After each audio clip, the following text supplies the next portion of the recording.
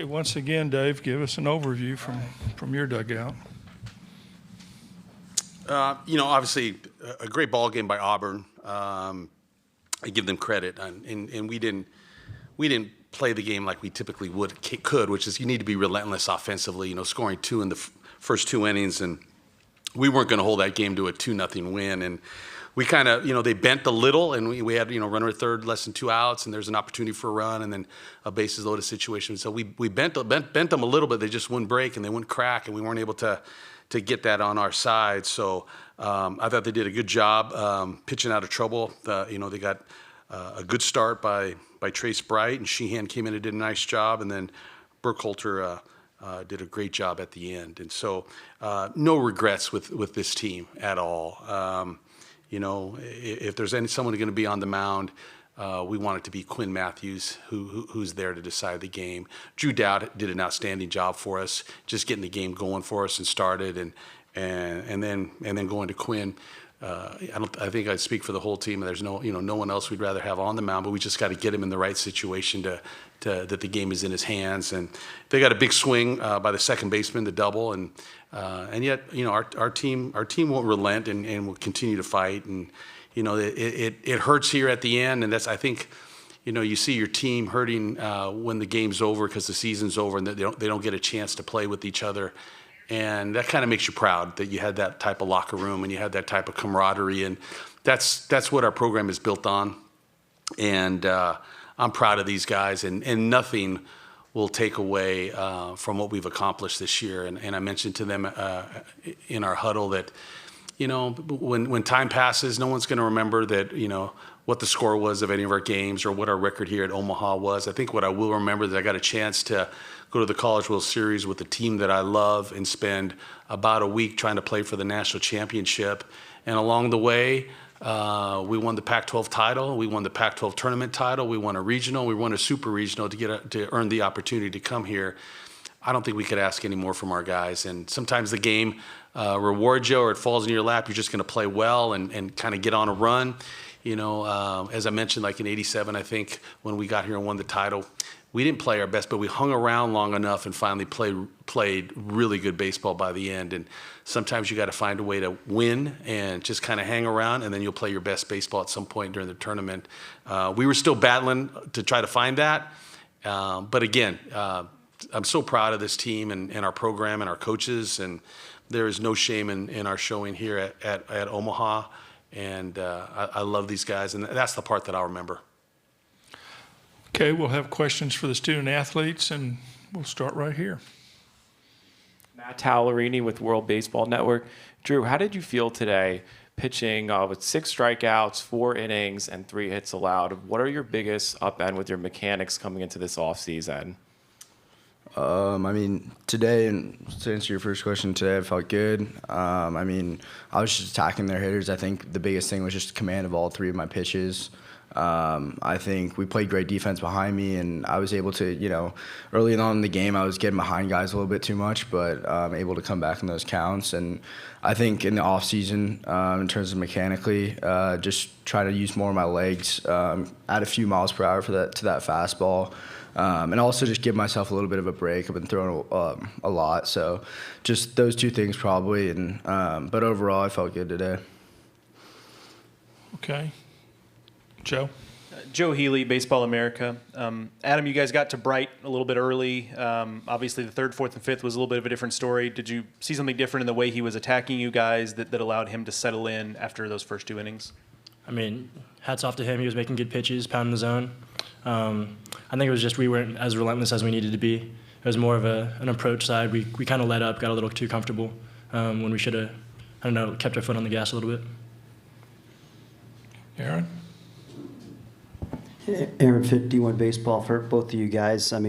When you kind of reflect back on this season that you guys had, and certainly the run, to get here, and the pack, both regular season and conference tournament. What's going to think stick out in your minds the most? Adam, you start. We started Pac-12 1-5 and turned it all the way around and came here. I don't think anybody thought we were capable of doing that. And just like we believed in one another, and I know we played for each other. It's a lot of memories. I'm gonna miss this team a lot, man. I mean, honestly, like obviously the games or winning the Pac-12 was super sick and all that stuff, but I'm just gonna miss being with these guys, being in the locker room, hanging out, cracking jokes, and all that stuff. Drew? Yeah, I think like what he said. I mean, on the field, obviously, I feel like we didn't get off to a great start and to get to where we are now. Even with being down 2 runs in the regional final against Texas State, this team just never gave up. We didn't care about what people thought or what kind of situation we were in. We were just going to give it our all. But like Adam said, I think the biggest thing that hurts right now is just the fact that I'm not going to be able to play with those guys and this team ever again. And yeah, it's a tough. That's really what hit me after the game. First thing wasn't, oh, we didn't win a national title. Oh, we could have beat Auburn today. It was more just, I'm not going to be able to play with these 26 other guys on the field right now, and that hurt. Okay, we have a question from Zoom now. Please state your name and affiliation and ask the question. Yeah, Steve Cronin from the San Francisco Chronicle. Adam, your day obviously was good offensively, but as good as your offense had been for the past month and a half coming to Omaha, it was not nearly that good the past 2 games. Any specific reason why? I don't know. I mean, obviously we're trying our best out there. I think it was just probably let the moment get a little too big maybe.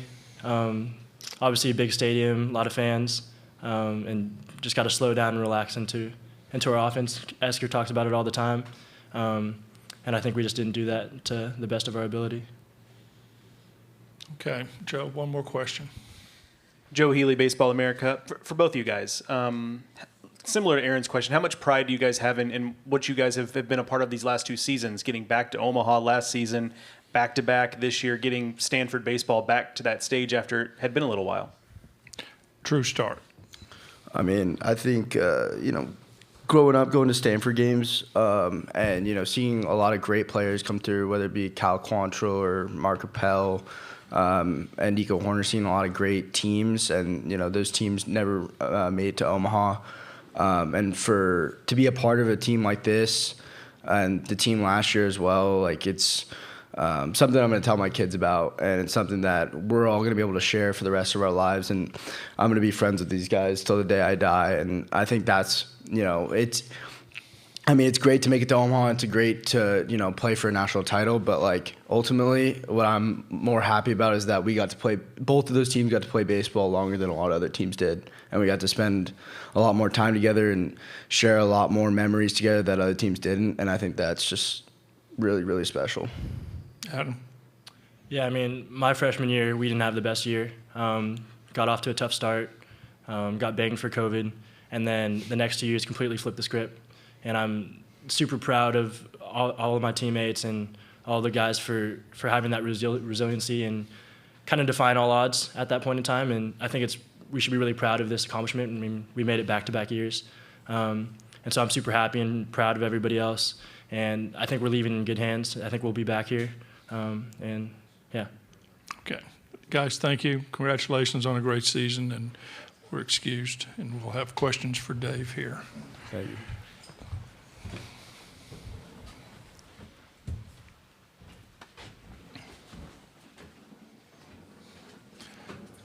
Okay. Mitch, you got one? Mitch Kutcher, CWS 247. Coach, when you look back at the time on the guys who just played their final game for Stanford and the time they spent here, what's going to stick out to you most when you look back in future years? God, I'm going to tell you just the memories, right? And we talked about playing for memories. I mean, whether it's the day we clinched the Pac-12 title, that feeling, the day we won the Pac-12 tournament title and those feelings of celebration, winning a regional, and pulling that out, just those memories and celebrations those guys had, and then a super regional. I mean, that's a lot of positive and great memories that our team had. And, a couple of games in Omaha that don't turn out the way you'd like has no chance of overshadowing what this team has accomplished and our feelings about them. And, and probably behind the scenes, you pull back the curtain, being the number 2 ranked team and getting to Omaha. I think our coaches and we all take pride that everyone had that perception of us. But we almost feel like if we can do it with the pieces we had now, look out, we're in pretty good shape. Okay, Eric? Hey, Dave. Eric Sorensen of D1 Baseball. You kind of answered a little bit of it just now, but you're one of the most positive guys I know. So what's your positive spin on this? Like the state of the program now. You've been to 2 straight trips here to Omaha. What's going to be the key moving forward, coming back again next year or in the years ahead? Yeah, you know what? I think continue. Obviously, Coach Thomas Eager does a tremendous job recruiting. Does a tremendous job preparing our pitchers. As our program continues to grow, and it's going to be just consistency of that, right? We're continuing to get good players and train them well,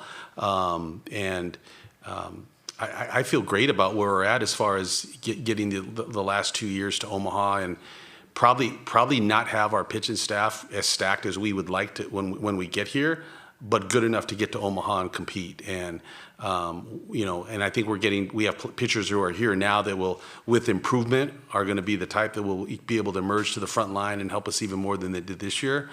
And just. I don't even feel like it's positive spin in the sense that I just, like I said, this team has accomplished so much, and to have culture changers like Brock Jones. I mean, we're going to miss a guy like that, but that's a generational type player that we had a chance to coach. And you don't get a player like that who's the most talented, who's the hardest worker, and is an unbelievable student, and he keeps everybody loose, and he's the biggest advocate for what we preach and backs whatever the coaches say. You don't always get that, and to have a guy to be, to come into our program with one idea is get to Omaha, and to see him fulfill that prophecy and work for it and try to gather the guys around him to do that. His imprint and mark will be on the program for as long as I'm there, and and that's when you have a strong program, is when people leave your program. And the players and the coaches feel like, how are we going to replace that guy? Versus, thank God that guy's gone. It's going to be way better without him, right? You never want that guy.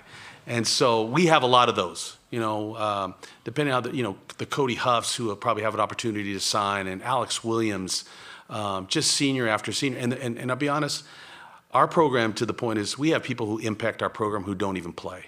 I mean, they're just energy and work ethic and positivity.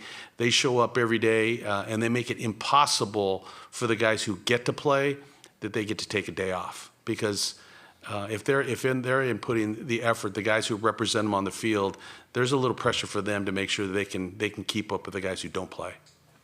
Okay, we got a Zoom call. Name and affiliation and question, please. Yeah, Steve Kroner from the San Francisco Chronicle. Dave, first, congrats on a great season. If you were going to use, you've probably touched on this in the last 10, 15 minutes, but if you were going to use 4 or 5 adjectives to describe the 2022 Stanford Cardinal, what would those adjectives be? God, well, one of the, and I don't even know if they're adjectives, and I should because I went to Stanford, but I'm going to give you 5 words that I'm going to remember, right? And one is just, I talk about memories all the time, and just the memories that we created with this group are some that I will never forget, right? And with people that I will never forget. The toughness that we talk about, just the guys who bought into being really good at the confrontation of baseball, and they really trusted us that what we were doing was going to help them get better. And I think the trust factor of our players with our coaches, whether it's our hitters with our hitting coaches and myself, or with the pitchers with Coach Eager. I mean, that trust factor is you have to have that in order to let us coach them pretty hard. I think the brotherhood, and I'm always going to say that, the brotherhood that our program has off the field, in the locker room, outside, off the baseball field, is something that it's been a focus of mine, that we need to have good people that will bond together and maybe have an understanding and empathy with each other, that they can be closer than just teammates. And that's one of the reasons we're here, and to say that we have all the mechanics necessary to be a top 8 team, or for the country to think that we're the number 2 ranked team in the country, that has everything to do with our culture of our program, and not necessarily anything to do whether we were that team on paper. Okay, we have time for one more question back here. Jake McKeever, CWS 247. Coach, what was kind of the message today following the first loss? Because it seemed like the team kind of came out with a little bit more fire today. So what was the message? You know, we talk a lot. We're just getting back to ourselves, right? And we do such a good job competing and trying to stay loose and just try to bring our real selves to the field. I thought Drew Dow did a great job allowing us to just come out there and try to get into the flow of the game. And they just won a couple of the bigger moments, right? They won a couple of the bigger moments. I think the runner at third, less than 2 outs, and infield in, and they get two of the best hitters in the country out. That's a big moment. And then we have the bases loaded and maybe be able to just knock the lead down a little bit, maybe get them a little worry, and weren't able to do that. And then quite frankly, right, them coming up with big hits. And, I say it all the time because it has to happen on our side. You can hope all the support players do all they can to help you, but sometimes your guy's got to beat their guy, right? I mean, it's just you can't escape it. Sometimes the best players on your team have to beat the best players on their team, and there's a couple of those moments, and they were able to come on top today, but again, nothing will take away from my positive feeling about our team and the season. There's not one thing that anyone could say, and it's probably out there, right? We probably the first time that Stanford has gone 0-2 in the College World Series. That doesn't even detract from anything that this team did, not at all. Dave, thank you, and congratulations. Okay, thank you. Yep. Thanks, Dave. All right, thanks, Eric.